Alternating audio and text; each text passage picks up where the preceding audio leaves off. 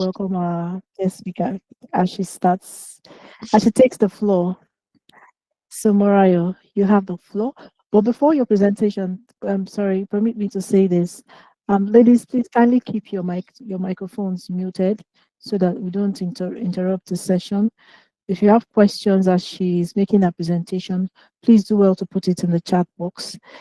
All the questions will be addressed at the end of our presentation. Thank you so much. So, Mario, please, you have the floor. Thank you, Madam Ellen. Thank you very much, everyone. Thank you to the leadership of the Ladies Wing of the Renaissance Spouse Network. Thank you so much for having me. It is a great honor to be here in your midst, and I don't take it for granted. I am truly honored and grateful, and I hope that I do justice to the call that you have served me. Thank you. So today we're going to be talking about the empowered homemaker. Yay! I mean, we're all spouses, so we are literally all homemakers, right? So we're going to just start with a bit of a question. Let me adjust my presentation so it looks more like a presentation. Can we see it still? You Yes, we can, can. yes, okay. Okay, so we'll go to the next slide. The next slide says, what does empowerment, mean to you? Um, we can't really talk, right? Okay, so but you can answer it. What is empowerment to you? What does it mean? Um, Empowerment to me, in a very short or concise definition, is the gift to be able to receive authority, to be able to control things, control something, control yourself, control your destiny, control your situation. To be empowered means to have the authority, to have the ability to do things with it, to put things within your control.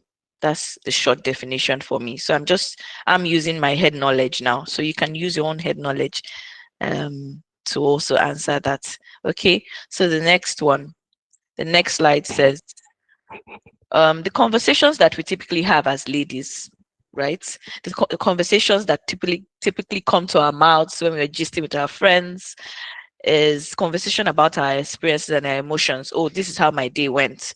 Because it is said that ladies like to talk. Ladies enjoy talking. We have the gift of gab, as some people say. We have the gift of talking and things like that. So what are things that we typically talk about? We typically talk about our experiences, our emotions, how we feel, how this person hurt us, or how we are happy about this thing. We typically talk about our relationships. Relationships are like top of the list. We are mothers, we are friends, we're sisters, we're children. We typically talk about those things because they're so dear to us. We are, in quote, emotional beings. And so relationships are at the forefront of some of the things that we relate to one another about. We talk about our life goals and careers also. It's not just gab. We talk about things that are serious. We talk about, oh, this is where I see myself going. This is what I want to do. This is the next thing I want to do. We talk about our hobbies, the things that we like to do. I just want to chill this weekend. I've had a stressful week.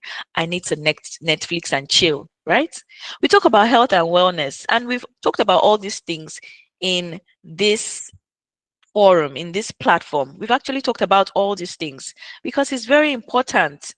A healthy mother, a healthy homemaker is literally translated to a healthy home. We talk about fashion and beauty. Oh, yes, a lot of us talk about fashion and beauty.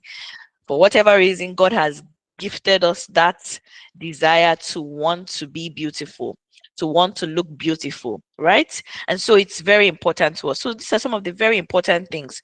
But something that we don't really talk about is financial literacy, ownership, financial opportunities. We don't really talk about that. Not a lot of women talk about that. And then we see some misfortune happen to some friend of ours. Maybe they lost their spouse or they're getting a divorce, things like that. And that is when we begin to have those conversations, right? How will you take care of yourself? How will you take care of your kids? But we can have these conversations because they are very important. In fact, they're one of the most important conversations any human being should have. And I'll show you why in the next slide. Fun fact. The 2022 data by the National Bureau of Statistics says that approximately 11.6 women in Nigeria identified their main work or their working status as housewife or homemaker.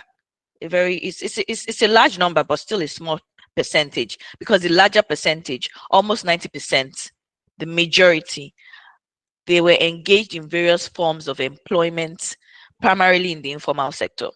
But guess what? As high as that labor force, Nigeria has a very high female labor force. As high as that labor force, you know, majority of those women were not in ownership in the economy. I'll move to the third paragraph. Gender data from the World Bank corroborates that there is a significant gender gap in economic ownership, with men owning a substantially large amount of major assets like land, businesses, bonds, stocks, shares, etc. And so while women are highly active in the labor force, and while women are highly active in entrepreneurship, while women are highly active in, at the home front, which is not an easy job. Even this 11% that are at the home, it is not an easy job to look after the family, to look after the home. While they are doing all this work, the woman is always working. They don't have ownership of formal assets. Their formal asset ownership is very low in comparison to that of the man, you know. And it is said that this is often due to social norms. Ah, some cultures believe a woman shouldn't own property in her own name or by her own self. Some people will not sell to you except they confirm that you're with a man or that a man is helping you to do it, etc., etc. And then lack of formal financial services. Even we ourselves, do we have those conversations within ourselves? Are we encouraging it for ourselves? Next slide. So this is just data taken from reliable sources on the internet, right? So in 2024, apologies, 52.2% of women and 74.3% of, men were said to have accounts, like maybe account ownership. You have a bank account. So in comparison to 74.3% of men who had a bank account, only 52.2% of women had bank accounts. Why is that? Moving on. This one should really touch us. This one deals with ownership, right? And I want you to, can you see the data? So a lot of people generally do not own buildings in I don't know if is my pointer touching the screen? Can you see my pointer? Can you see my pointer? Yes. Let me. Yes. Yes, Yeah. I can. Okay, great. So 59.5% of men do not own their own house. That means they don't own their own, they don't have their own ownership of the home that they dwell in. They are renters. But in comparison, 89.3% of women do not own their own house. Now, 24.1% own their house alone. Can you imagine how many percent of women own a house alone by themselves? 2.5%. 2.5%. It is shameful that is a single guy or a married guy, etc., can own something for themselves, and a single lady is not thinking about that, right? I saw a joke on Twitter today, and it just reiterates this. A lady said that just imagine on Twitter, just imagine he's giving you 80% of his finances. And a guy replied that even in your imagination, even in your fantasies, you are still not the one that owns or earns the money. This narrative has to change. This subconscious programming that we are be forever dependent has to change. We have to come into an independent mindset, an independent mentality. Okay, so let's go to the next one. It says 13.5%. This one was very interesting to me. 5% of men own a house jointly. That means they own a house with their wife. Isn't it supposed to be equal? It's not. For the woman, it is significantly less. In fact, it's less than half. 6.6% own a house jointly. So that means there are women who are buying properties and are sharing the ownership with their husbands, while there are a lot of husbands who are buying properties and not sharing ownership with the wives, and nobody's questioning it. So there's a significant gap even in joint ownership where it's supposed to be the same. Now, the next one says 2.8% own a house, both jointly. So that means the man who owns a property with the wife and then he still has his own property. Well, the difference is not so much, but it's still less. 1.6 own a house both, alone and jointly. Now, the next data. General property ownership, sole ownership 15 to 14 is 24 to 2.5%. So this just makes it clearer. This is latest. This is a wide gap, right? Joint ownership from 15 to 49 years, a wide gap again. Do not own a house. The women are even more. Still a wide gap. The negative, sole land, at least land. So we need to encourage ourselves. We need to encourage our sisters. We need to encourage our younger sisters, single, married. We need to encourage ourselves to start thinking of ownership. And that's what today's conversation is about. Let us start thinking of empowering ourselves, of ownership. The highest form of empowerment is to be able to cater for yourself in a society. And to cater for yourself effectively in a society, you need money, you need funds, you need to have stuff. You're easy to manipulate if you are financially dependent on someone else. It's very easy to manipulate you. So we have to take this conversation seriously. We have to say it. That is the gospel tonight.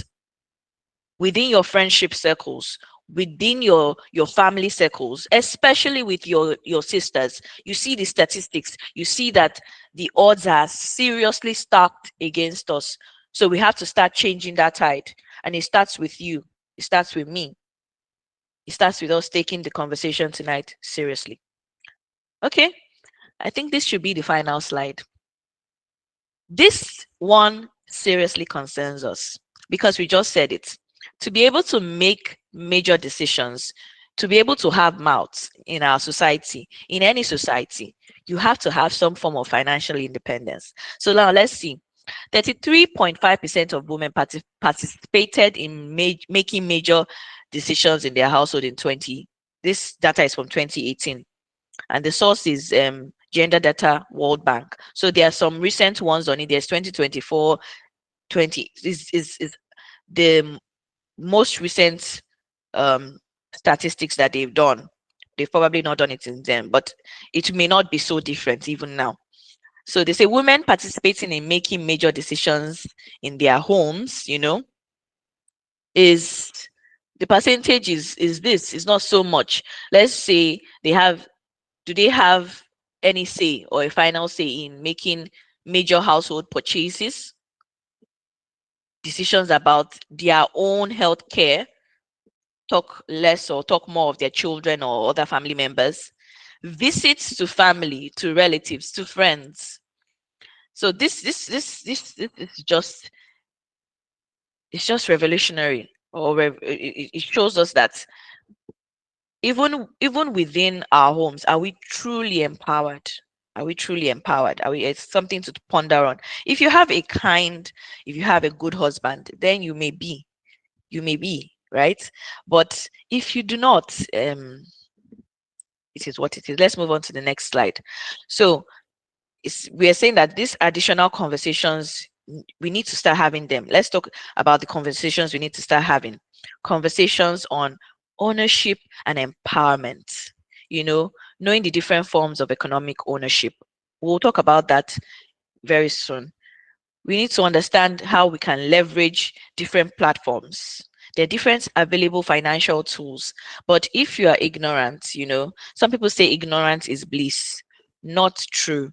Ignorance is not bliss because ignorance affects you negatively. If you don't know what is up, if you don't know the financial tools available to you, then how will you take advantage of it? We're going to learn about spending and saving tonight. We're going to learn about how spending triggers. We're going to learn about how to save, in what proportion and what ratio that is beneficial to us. We're going to learn about budgeting, how to just manage your money wisely. A lot of us are the financial overseers of our homes.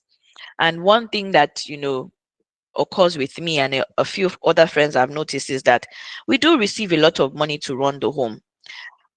And even when there is an excess that we can keep for ourselves, somehow, it still goes back into the home, right? So budgeting will help us not to end up giving all our all into the home and not having anything for ourselves. And then finally, we'll talk about something that we don't really talk about, death vault. What happens if somebody dies? God forbid, but this conversation we need to have. What happens? Moving on. So would you rather have 1 million monthly or 100 million now? Just think about it for a second before we move on. You can put your replies in the comments. Would you rather have 1 million naira monthly, or would you rather have 100 million naira now? I'll give you my answer. I promise to at the end of this our slides. So think. I want you to write your answer. 1 million naira monthly or 100 million naira now. Which one would you pick and why? Okay, so let's go to the next slide. Ownership and empowerment. Okay, so I told you my definition, but there's a proper definition here. Ownership is the state or fact of legal possession and control over property, which may be any asset, tangible or intangible. And they are different. You can have ownership of things but not be empowered. You may have been given property by your parents. You may have been given, because I know a few people who came from really rich families and didn't and married someone that was not as well off as them. And so I had a family friend whose mom was very wealthy, but his father was not so wealthy. So she had buildings, etc. She had trusts. As young as I was in secondary school, and it was then I began to know about the idea of trust. The funny part is that this woman died of cancer while my friend was still in secondary school, but her property sustained the entire family for many decades. He graduated university on trust fund that she had put in place from a from like when they were born. So this knowledge is available to some wealthy people. They know these things already. It's in their circle. And if you didn't grow up in that circle, you may not even know about it. I didn't even know trust was available in Nigeria. It was because I had this friend. That's how come I got to know about it. So yeah, ownership. Again, ownership is not the same thing as empowerment. You can own things and then you'll be married and your husband is the one really controlling those things, you know. But ownership is very important. Empowerment is different. Empowerment is the process of acquiring authority or the power to do something, and it enables you to feel stronger and more confident in controlling your own life. There are different forms of empowerment. You know, having a good spouse is a form of empowerment because he will allow you to do things that you want to do. It will allow you to fly. Before we started this meeting tonight, we had a short conversation, myself and Madam Helen. And one of the things that she said was that, thank God for her spouse, thank God for her husband, because, he allows her to fly. He allows her to do the things that she enjoys doing, do the things that help her to make money, do things that help her to be empowered. So having a good spouse is a form of empowerment. Having a set of skills, self-development is a form of empowerment. You can have ownership and not have any skill. You can be managing things, but in fact, managing is a skill. You can have ownership but not know how to manage the things that you have, right? So you have to empower yourself, you have to develop yourself. Ownership and empowerment, they are linked but they are different. Moving on to the next slide. So what are the tools, which we said leveraging different platforms? What are different some of the tools of financial ownership and empowerment that we have? These are just a few, but we have a lot. So I've named similar tools and their purposes are similar, so I just linked them together just so that we can have an idea. So there are different tools for saving and investing. For instance, you need to learn to save and invest. Some of those tools, I'm sure you've heard of it before. The regular bank, there are different types of bank. There's Stanbic, there's Zenith, there's UBA, there's Union. You can save your money there. You can do a savings account. You can do a current account. You can do a fixed account, a fixed deposit. You can do different things, right? You can save your money and you can also sort of invest. But the investment here is not very serious. Piggyvest is also an online platform that you can use to save. I think there are other ones, but these two, this you guys can do your research, right? Another tool for international investment options, right? You can do international. Mutual funds should go into here. Mutual funds is not really international, but some people have a way that they're saving their money in foreign currency. Now you have online platforms like Bamboo, RiseVest that help you to have stocks, shares, etc. options in companies abroad, right? I am a testament of using these tools and being enriched by them. As far back as 3 or 4 years ago was when I learned about Bamboo and invested in Bamboo. At the time, I invested because I'd been saving my money. I'd always believed in saving. Before I got married, I saved. I contributed to my wedding, my personal money, not my father's money, you know. So I've always believed in saving. So when I make money, always take something out and find a way. In fact, I've been duped. I was doing agro partnerships because I always try to put money in different financial tools. I'm always asking questions. What are the financial tools available to put my money, to invest my money? And one thing I learned is that if it is too good to be true, then it is not true. That's one of the lessons that I learned the hard way. I did MMM too. I did growth partnerships. I did some of these things and I got burnt, seriously burnt. But if it is too good to be true, the lesson that I've accumulated now is then it is not true and you should run away from it. So do your research, make sure you're investing in something that you understand. Do not outsource your investments. Don't give it to, even if you're going to outsource it, make sure you know what they are doing for you, right? Make sure it's a credible company, it's a credible place, okay, that you're investing in. So there's Invest Bamboo, there's RiseVest. As I said, there are different places. There's mutual funds. Oh, mutual funds is amazing. Like I said, Bamboo helped me such that when I wanted to acquire a property with my husband, right? And of course, he brought the bulk of the money, but then we needed a huge chunk of money too. And it was from my Bamboo I pulled out and I could invest in that property. And yeah, so today I have a joint property with my husband and the property is in my name. You don't just do Mr. and Mrs. So maybe Diki Ahunaya. No, Mr. Diki Ahunaya and Mrs. Murayo. Your full name, Ahunaya. Do you understand? Okay. I wanted to share like a data on mutual funds. So if you are saving 100K monthly, that's a lot, but just you know, just for to help us to think. and you have an average interest rate of 12% per annum. In 20 years, if you've been saving, if you would have saved, if a year old saves for 40 years, he will have saved 1.14 billion. That's what they call compound interest. Compound interest. And 12% is even small. Some companies do, and I think Stanbic does 20%, 25% sometimes in mutual funds. So this is just a small um interest rate I'm even giving. If you save for 35 years, you would in 35 years you will have 629 or million naira.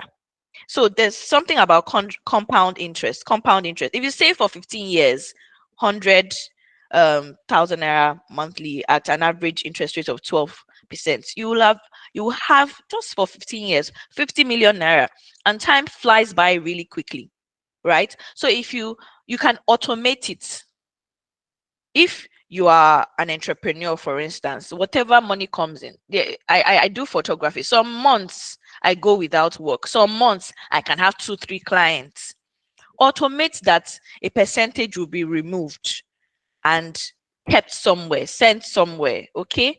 And if you're because there are homemakers here who are also 9 to 5ers who go to their daily office or jobs, and they get paid. You can automate it. You can automate a stipend being removed and sent somewhere. Do you get? Okay, moving on. Another tool of financial empowerment is social media. WhatsApp business, WhatsApp, TikTok, social, Instagram. People are using social media to make money. I know 2 people in Port Harcourt that do YouTube and make a lot of money. I'm sure you guys probably have heard of Ada, Nelo, Okeke. All these people, they make a lot of money with social media, right? So if you have the wisdom, because it takes a lot of wisdom, if you have the grace, you have that people effect. I'm on YouTube, but I'm not yet making money, and I've been on YouTube for many years. But my story does not necessarily have to be another person's story.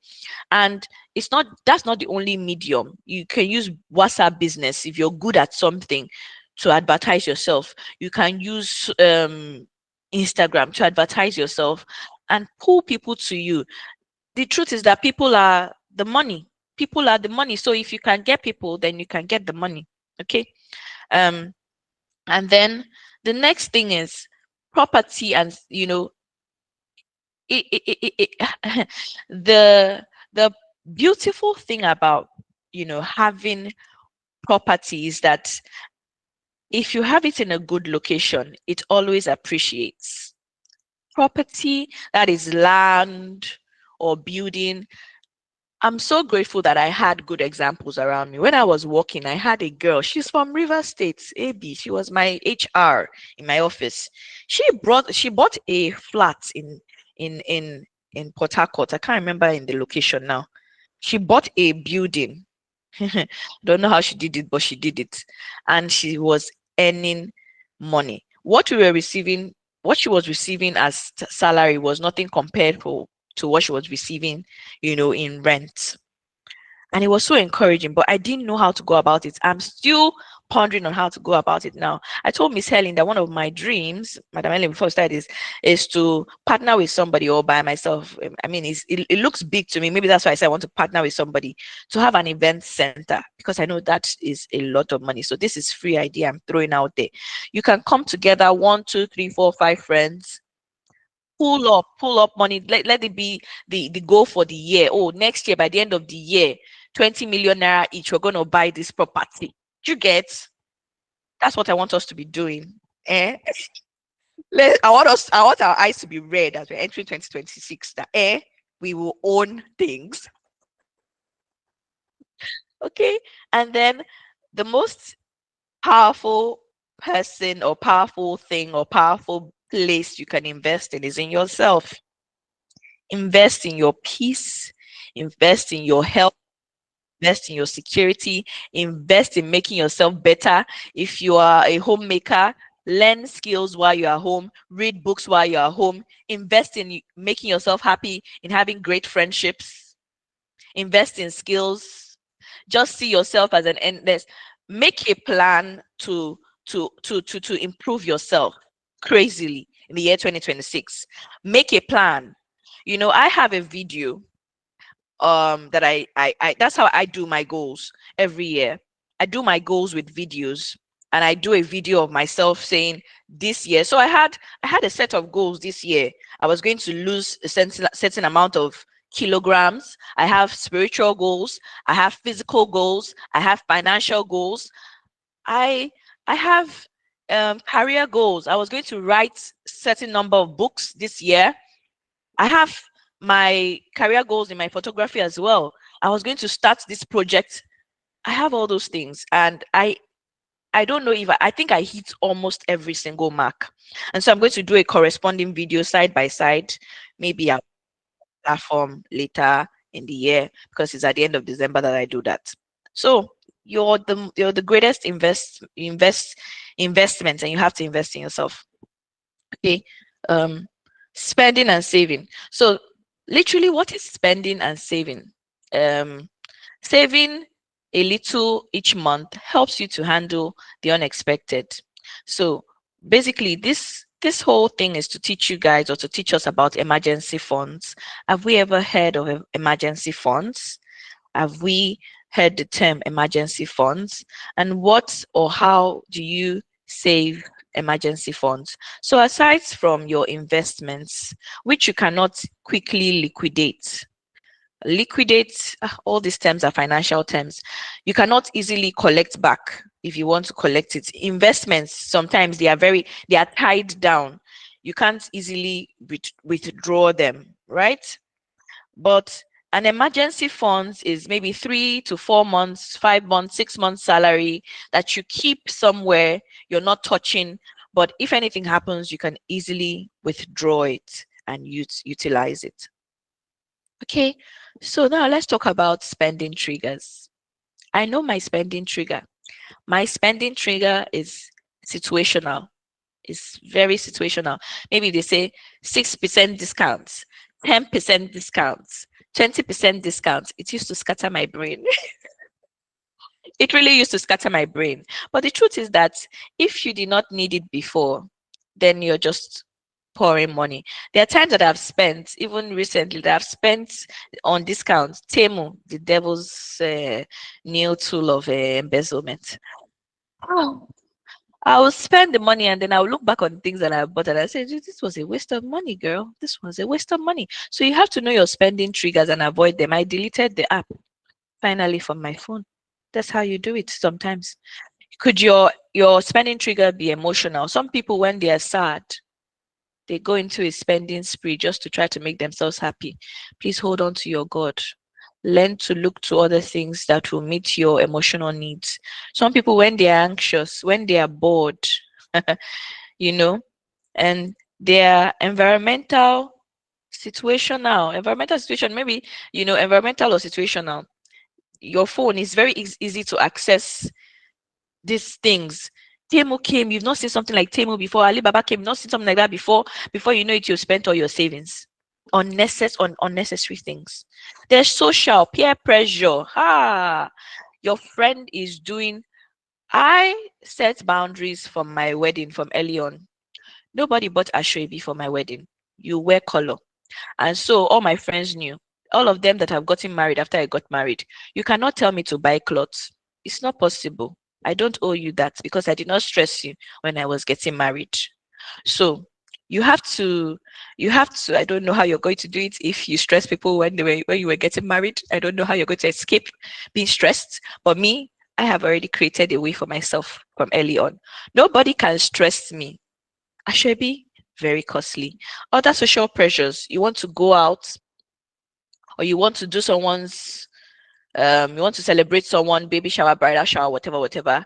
And people are asking you to bring 2 months salary, and so that you don't lose face, you don't speak up. No, don't fall for that. Learn to manage all your triggers. There are mental triggers as well. You're really exhausted at work. It's related to emotional in a way. Really exhausted at work and you just feel like you need to reward yourself. You need to splurge. Just be careful when you do it. So you must know what your spending triggers are. You must know how to avoid them. Nobody's saying wants are important. Nobody's saying don't spend on yourself. Nobody's saying don't treat yourself. Nobody's saying don't go to a spa. Don't go to a restaurant. Don't, you know, have the beautiful things of life. Nobody's saying that, but you have to also be mindful.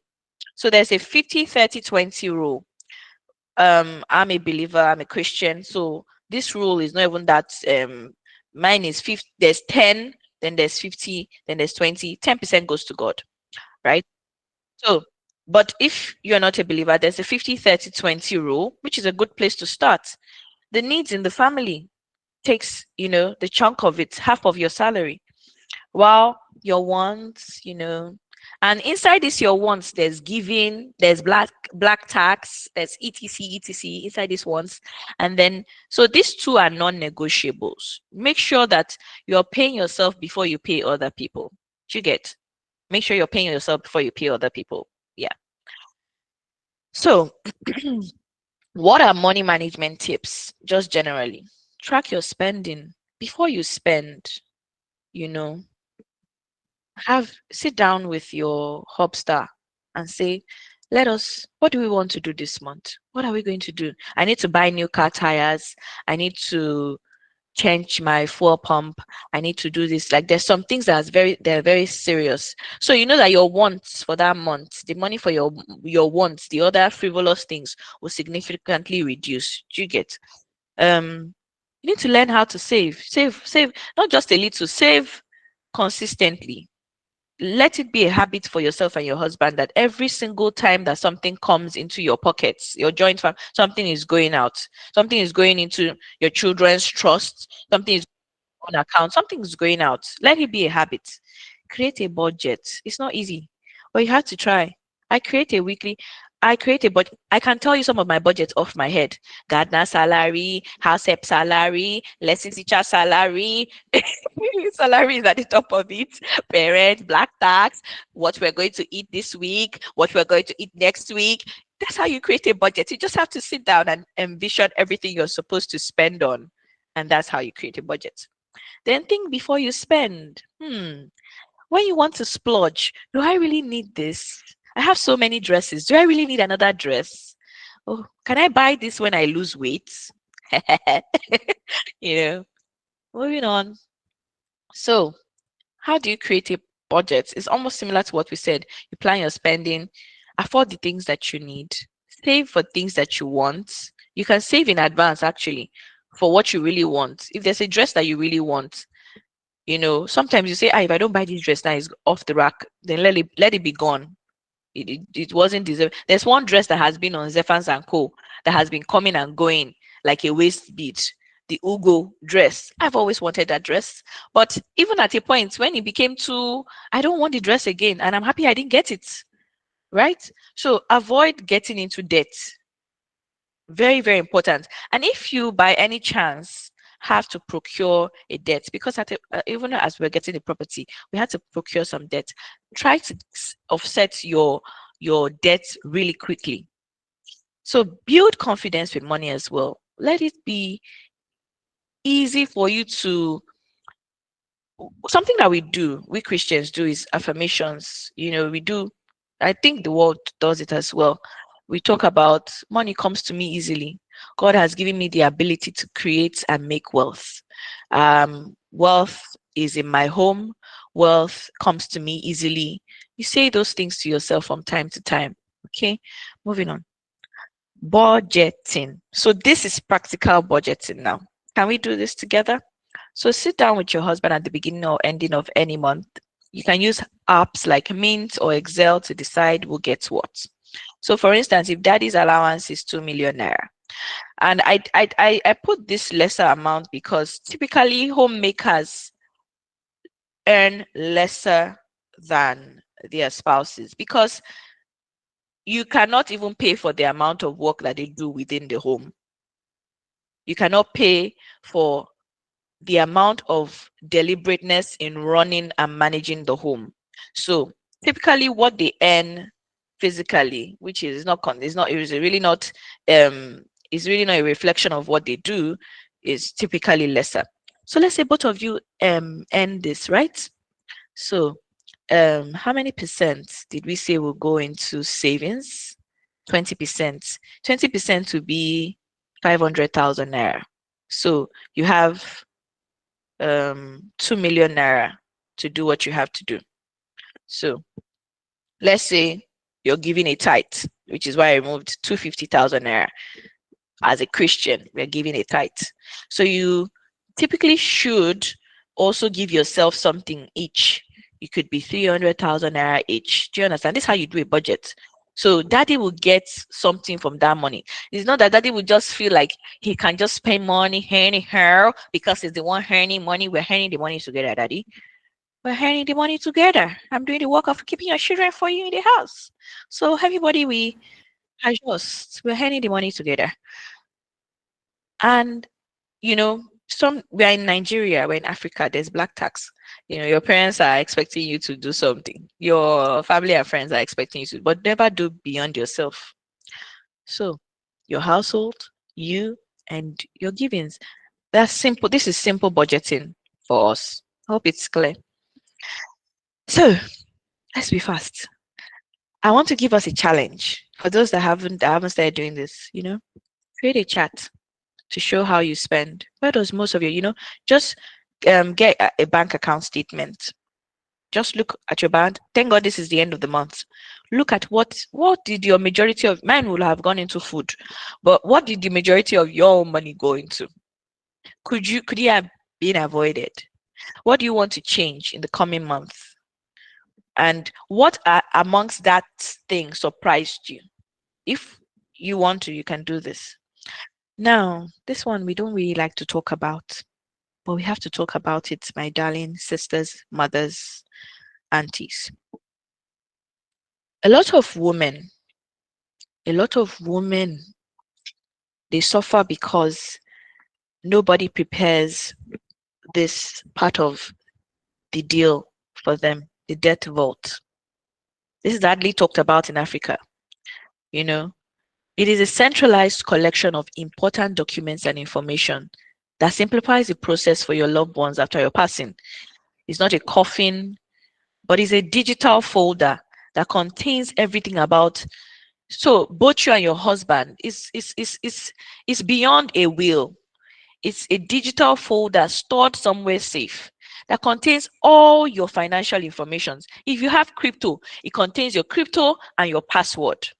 If you had a bank account, it contains your bank accounts, your passwords. If you have legal wishes, if you have personal affairs, if you have investments, if you have trusted advisors, you have a trust, etc. It contains the information of your lawyers, of your advisors. It contains everything, and it is accessible to your partner and your children. It is accessible to your partner and your children.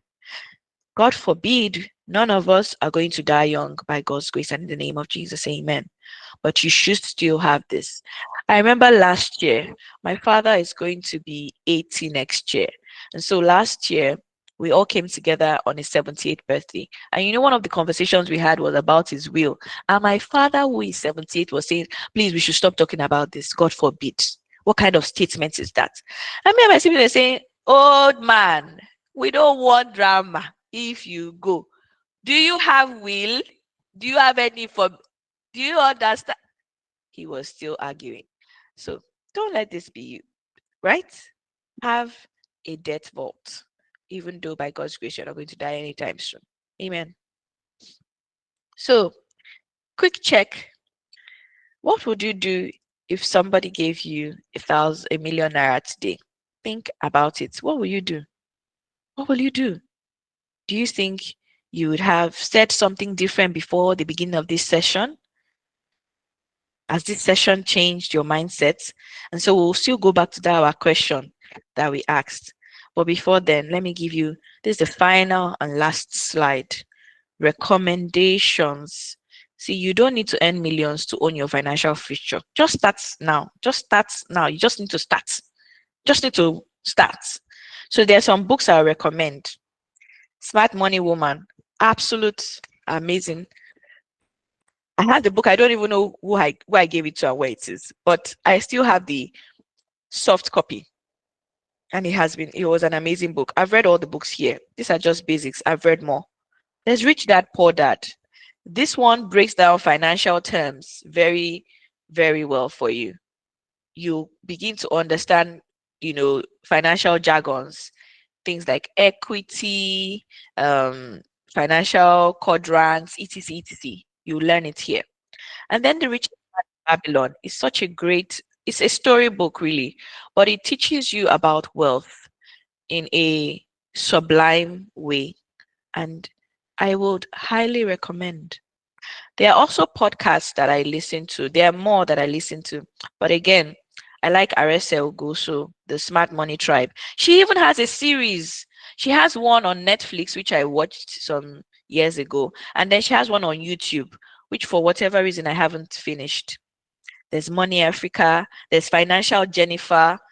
These are people you can. There's even Bamboo. Bamboo has some Invest Bamboo has some very short clips on stocks, on financial literacy online. You can check out these things and they will improve your knowledge so much, and they're so easy to assimilate. They're so easy to understand. So yeah, I think that's the end of this slideshow. Thank you guys for, hope you learned something. Oh, wow. That was really an amazing session. So can we go back to the first question you asked